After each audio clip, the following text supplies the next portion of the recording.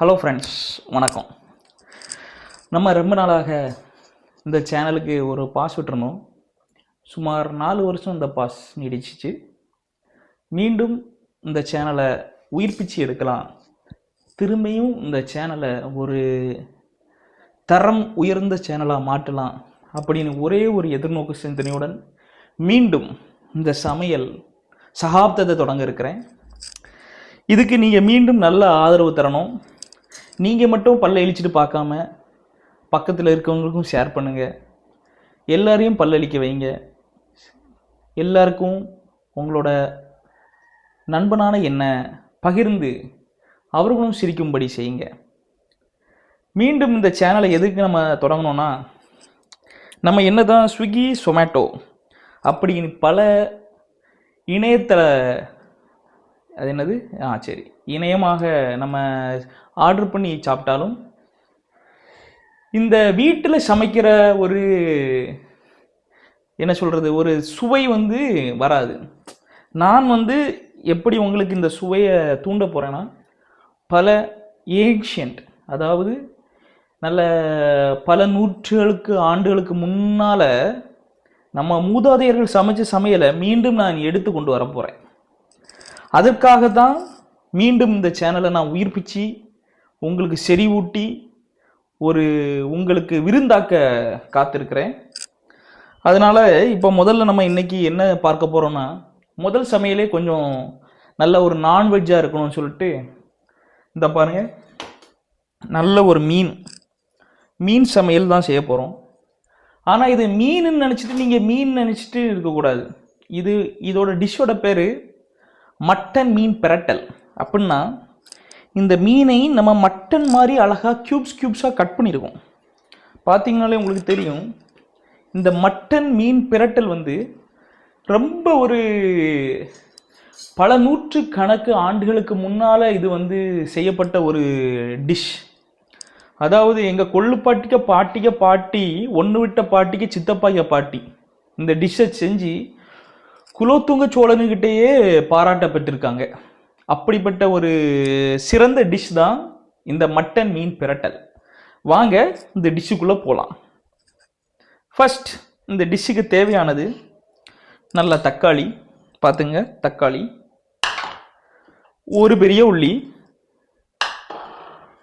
ஒரு கொஞ்சோண்டு தேங்காய்,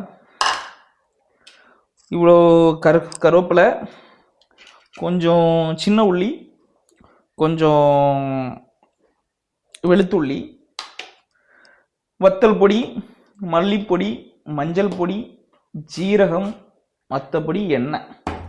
இவ்வளவுதான் நமக்கு தேவை. முதலாவதாக என்ன பண்ண போகிறோன்னா, நல்லா தண்ணியை வடிச்சிடும். ஓகே, மீன் இருக்குது. இந்த மீனில் ஒரு டேபிள் ஸ்பூன் அளவு இது என்னது வத்தல் பொடி, மஞ்சள் பொடி, இவ்வளவுதான் 2. அடுத்தது உப்பை மறந்துட்டேன், கொஞ்சம் உப்பு இவ்வளோத்தையும் போட்டுட்டிங்கன்னா இதை மூடி வச்சுருங்க. இது பெரிய டப்பாவாக இருக்குது, அதனால் வீடியோவில் காட்ட முடியாது. சின்ன டப்பா நாளைக்கு சின்ன டப்பா அடைச்சிடுறேன், பார்ப்போம். இதை நல்லா பரட்டிடுங்க. ஸோ இதை நல்லா பரட்டிட்டு இதுக்குள்ளே வேறு ஒன்றுமே போட தேவையில்லை. நீங்கள் வெறும் இவ்வளவு தான் இன்க்ரீடியன்ட்ஸ். இந்த 3ஐயும் போட்டு நல்லா மிக்ஸ் பண்ணிவிடுங்க. இந்த மீன் நீங்கள் என்ன மீன் வேணால் சூஸ் பண்ணிக்கலாம், அது உங்களோட விருப்பம். கீழே வந்துட்டு சரி, நம்ம வீடுனா கீழே யூஸ் பண்ணிக்கலாம். உங்கள் வீடுனா நீங்கள் கழுவி யூஸ் பண்ணிவிடுங்க. எங்கள் வீட்லேயே நாங்கள் கழுவுவோம். சரி, இந்த துண்டு தான் கீழே நீங்கள் வீடியோவில் திரும்ப குறைச்சி விடாது, அதனால் வாஷ் பண்ணிட்டேன். சரி, இப்போ நல்லா பிரசஞ்சாச்சு. ஓகே, இப்போ இது ரெடி ஆகிடுச்சு. இனி அடுத்தது 2 மினிட்ஸ் ரெடி ஆகட்டும். அடுத்து நம்ம மசாலாக்குள்ளே போகலாம். நல்ல ஒரு சட்டியை தூக்கி இப்படி வைங்க. லைட் எடுத்து பற்ற வச்சுங்க. பற்றிச்சு. ஸோ இது சட்டி சூடாகட்டும், மசாலா ரெடி பண்ணோம். இந்த மசாலாவை பொறுத்த வரைக்கும் நீங்கள் உங்கள் கை வண்ணம் தான் இந்த மசாலாவில் எடுக்கணும் முழுசாக. Okay, so let we start. So சட்டி காஞ்சதும் கொஞ்சம் மின்னுக்கு வாங்க கேமராமேன், இங்கே சட்டியை ஃபோக்கஸ் பண்ணுங்கள், இனி எண்ணெய் ஃபோக்கஸ் பண்ணாங்க. சட்டிக்குள்ளே எண்ணெயை ஊற்றுங்க, எண்ணெயை கொஞ்சம் தாராளமாக ஊற்றுங்க. எங்ககிட்ட நிறைய எண்ணெய் இருக்குது, என்ன பாருங்கள், ஒரு லிட்டர் எண்ணெய் இப்போ தான் வாங்கினோம், அதனால் நான் கொஞ்சம் தாராளமாக ஊற்றுறேன். சில வீட்டில் கொஞ்சம் எண்ணெய் கம்மியாக இருக்கும், அப்போ நீங்கள் கம்மியாக ஊற்றிடுங்க.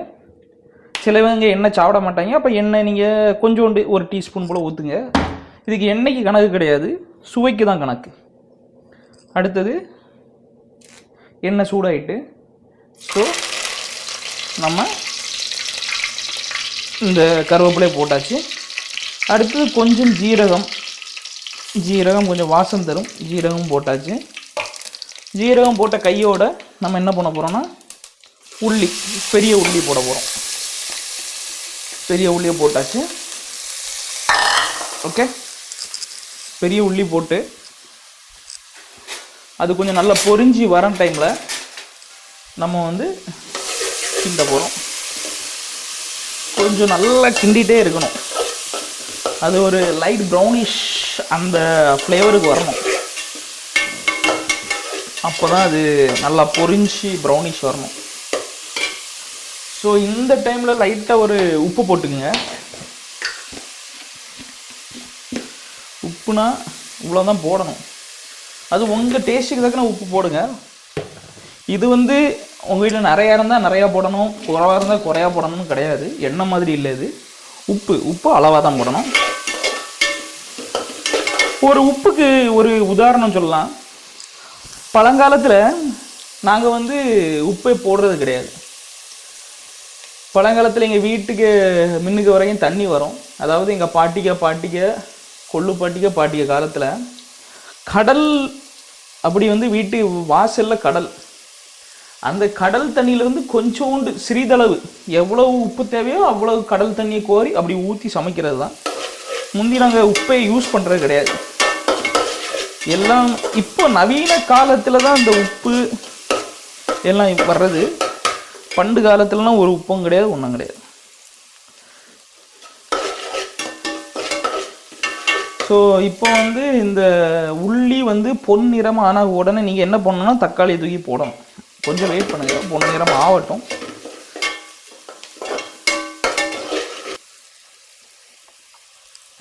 நல்ல பொன்னிறமாக வருதுங்கணும், அப்போ தான் அந்த ஒரு ஃப்ளேவர் அந்த அரோமேட்டிக் ஃப்ளேவர் வந்து வெளியே வரணும்.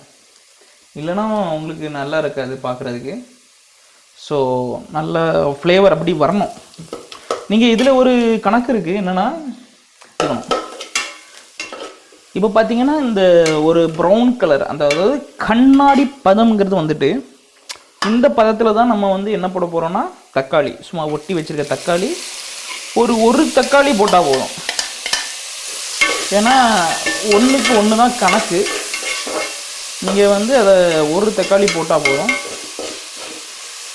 ஏன்னா சுவை வந்து அப்போ தான் நல்லா இருக்கும்.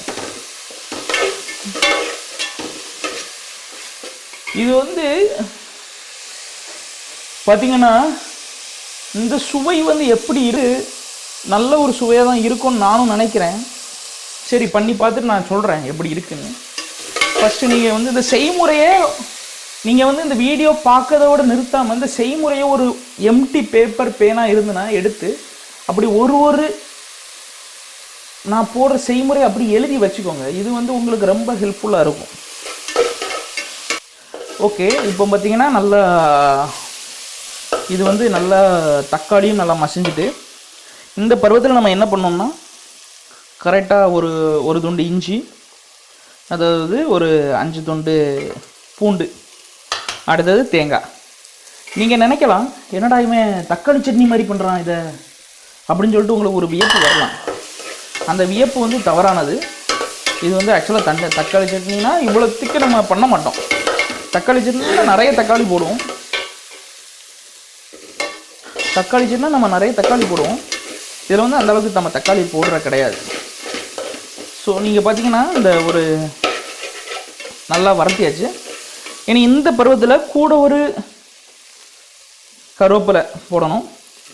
கருவேப்பிலை போட்டுட்டு என்ன பண்ணணும்னா நல்லா வந்து ஒரு ஃப்ரை ஒரு 3 minutes 3 to 4 minutes வச்சா போதும். 3 to 4 minutes நீங்கள் வச்சிட்டிங்கன்னா அது வந்து கொஞ்சம் நல்லா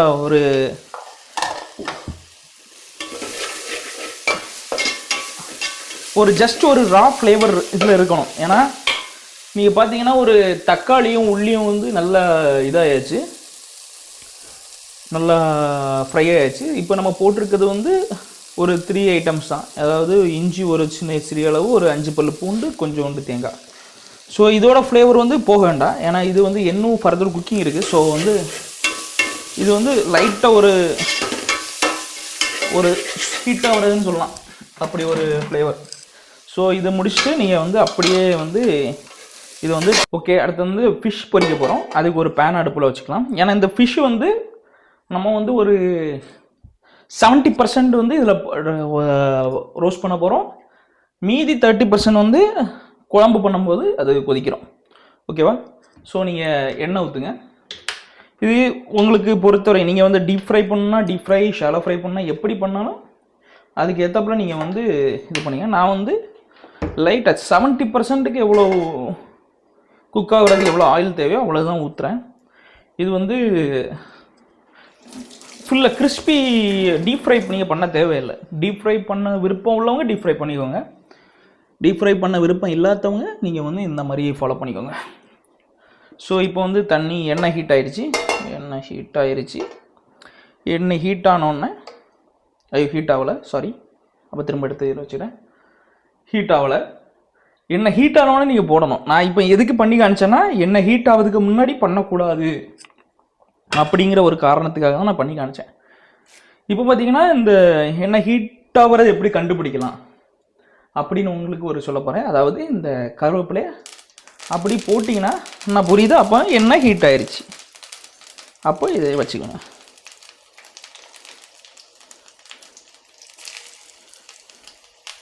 டக்குன்னு வைக்கணும். ஏன்னா நம்ம 70% தான். மீன்கள் குக் ஆகிறது வந்து ஒரு 3 minutes தான் மீன் குக் ஆகிறது. அதுக்கு ஜாஸ்தியாக எடுக்காது மீன் குக் ஆகிறதுக்கு.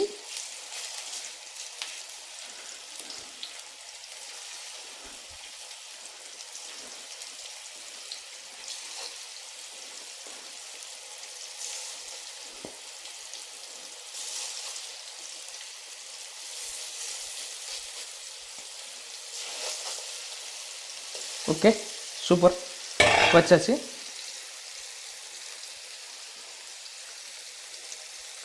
ஸோ இப்போ இது பார்த்தீங்கன்னா இது ஒரு 70 to 75% வந்து குக் ஆகிடுச்சு.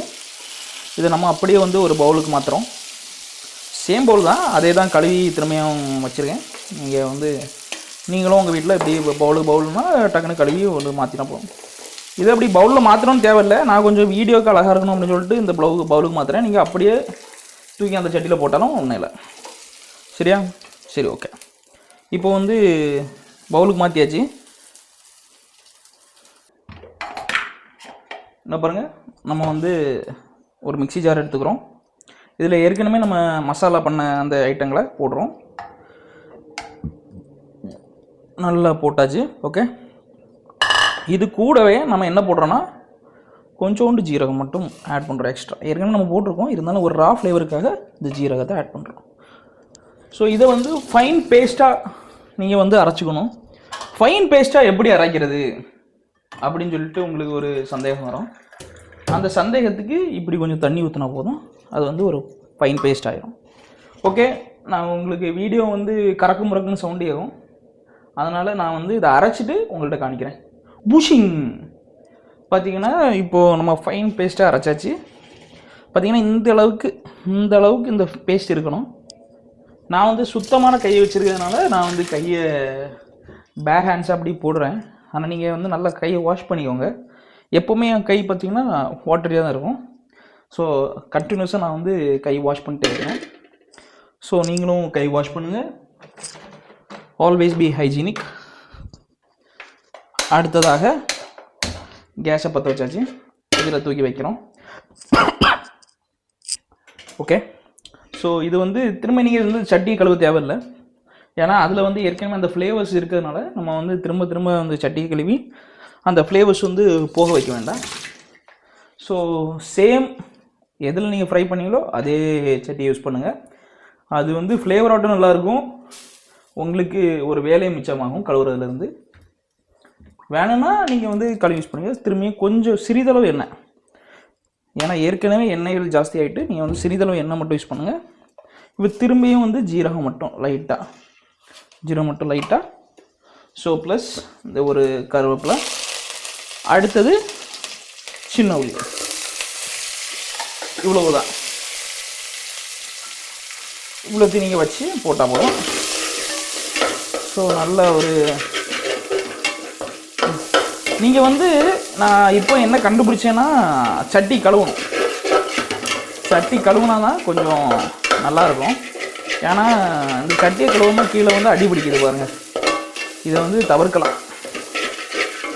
ஸோ அதுக்கு நீங்கள் கொஞ்சம் தீயை குறைச்சி வைக்கணும். தீயை குறைச்சி வச்சுட்டு இது பண்ணிங்கன்னா கரெக்டாயிரும். ஸோ இந்த அவ்வளோதான், இந்த உள்ளி மட்டும் வதங்கினா போதும்.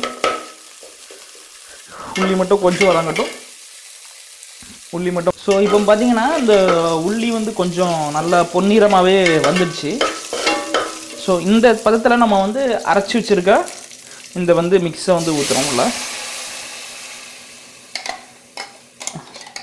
ஸோ அரைச்சி வச்சுருக்க மிக்ஸ் கொஞ்சம் தண்ணி கலந்து ஊற்றிக்கணும், பிரச்சனை இல்லை.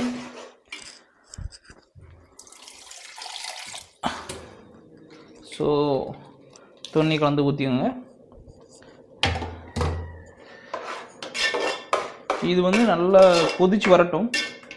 கொதிச்சு எப்படி வரணும்னா இதில் வந்து ஆயில் வந்து பிரிஞ்சு வரணும். ஸோ அந்தளவுக்கு ஒரு கொதி வரணும். ஸோ அப்படி வந்த பிறகு நம்ம வந்து அடுத்த மசாலா ஆட் பண்ணிவிட்டு ஃபைனலாக ஃபினிஷிங்காக மீன் போட்டு ஒரு 5 to 6 minutes வந்து கொதிச்சு உண்டாக்கிட்டு நம்ம அணைச்சிடலாம். ஸோ அப்படி தான் வந்து இந்த கறி வந்து முடிவடையும். ஸோ ஒரு 2 to 3 minutes இது வந்து நல்லா கொதிக்கட்டும், ஆயில் வந்து பிரிஞ்சு வரட்டும். இப்போ பார்த்தீங்கன்னா இது வந்து நல்லா இதாகிடுச்சு, தண்ணியெல்லாம் வற்றிருச்சு. ஆனால் எண்ணெய் பிரியலை. இந்த ஸ்டேஜில் நீங்கள் வந்து மசாலா ஆட் பண்ணிக்கலாம். ஸோ பார்த்தீங்கன்னா ஏற்கனவே நம்ம வந்து எல்லா இடத்துலையுமே வத்தல் பொடி போட்டிருக்கோம். ஸோ 1 ஸ்பூன் வத்தல் பொடி, 2 ஸ்பூன் மல்லிப்பொடி, நல்ல கோபுற மாதிரி 2 ஸ்பூன் மல்லிப்பொடி, சரி ஒரு 2.5 ஸ்பூன் மல்லிப்பொடி, கொஞ்சோண்டு மஞ்சப்பொடி. ஓகே, இவ்வளோ தான் மசாலா. இதுக்கப்புறம் நம்ம எதுவுமே சேர்க்க போகிறது கிடையாது. இந்த மசாலையை நல்லா சேர்த்து கிண்ட போகிறோம். இது கூட பார்த்திங்கன்னா இந்த மசாலா வந்து நல்லா வேகணும். ஸோ அதுக்கு நம்ம கூட கொஞ்சம் தண்ணி இதில் ஆட் பண்ண போகிறோம்.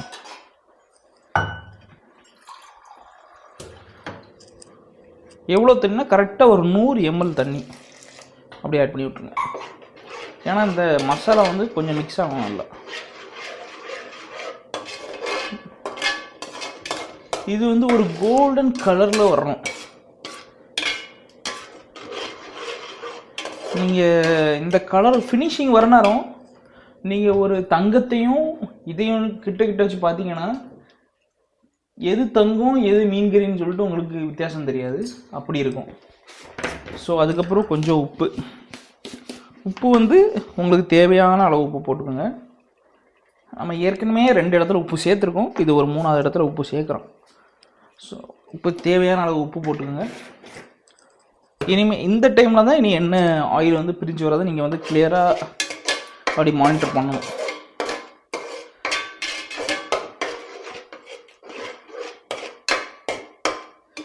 இது வந்து மசாலா வந்து தயவு செஞ்சு இந்த கறி பண்ணும்போது எல்லா வீட்டு கதவையும், உங்கள் வீட்டு கதவை ஜன்னல் எல்லாத்தையும் பூட்டி வச்சு சமைங்க.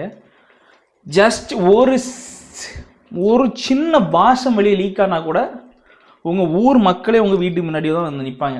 அவ்வளோத்துக்கு ஒரு வாசம் தரக்கூடிய ஒரு அருமையான டிஷ்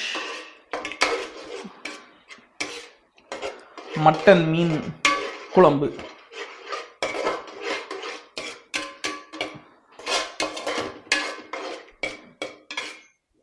இது இப்படியே இப்போ இப்போ இப்போ நீங்கள் வந்து என்ன சொல்கிற சோறு அள்ளி இதில் போட்டு அப்படியே உருட்டி சாப்பிடலாம், அவ்வளோ டேஸ்ட்டாக இது இருக்குது. எனக்கு ஏன்னா அந்த வாசத்தை பார்த்தாலே என்ன தூக்குது. அப்படி நான் இப்படி ஸ்மெல் பண்ண நேரம் இப்படி ஒரு ஸ்டெப்பு போயிட்டு கீழே வரேன், அப்படி என்ன தூக்குது மேலே, அப்படி இழுக்குது. ஸோ அவ்வளோத்துக்கு ஒரு வாசமான இருக்குது. நீங்கள் நம்ப மாட்டீங்க, இருந்தாலும் நான் சொல்ல வேண்டியது என்னோடய கடமை, அதனால் நான் சொல்கிறேன். ஏன்னா அந்த வாசம் உங்களுக்கு வந்து வராது, ஏன்னா அது வீடியோவில் நீங்கள் பார்க்குறீங்க, அதனால் வாசம் வராது.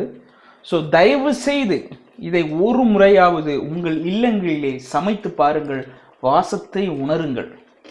அப்போ தான் இது வந்து நான் சொல்கிறது உண்மையா பொய்யா அப்படின்னு உங்களுக்கு தெரியும். ஏன்னா அவ்வளோ ஒரு ஸ்மெல். இப்போவுமே எங்கள் வீட்டுக்கு முன்னுங்க 3 பேர் வந்து நிற்கிறாங்க, சார் தயவு செஞ்சு போங்க, இங்கே ஒன்றுமே இல்லை, போங்க, சமைக்கிற ரெடி ஆகலை அப்படின்னு நான் விரட்ட வேண்டியதாக இருக்குது.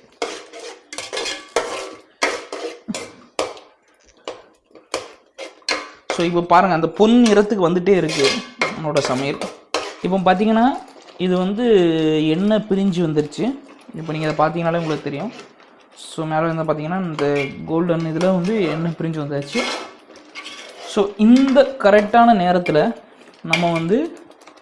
நம்ம மீனை அப்படியே உள்ளே இறக்க போகிறோம். அப்படியே நம்ம பொரிச்சு வச்சுருக்க மீனை, அதாவது 70% குக் ஆகிருக்க மீனை அப்படியே உள்ளே இறக்க போகிறோம். ஸோ இதுக்கப்புறமாட்டு இதை வந்து நம்ம ஒரு 3 to 4 minutes இதை வந்து ஒரு மூடி வைக்க போகிறோம். இதை வந்து ஸ்லோ ஃப்ளேம், அதாவது ரொம்ப தீயை வந்து சிம்மாக வச்சு ஒரு 3 to 4 minutes அதை வந்து நம்ம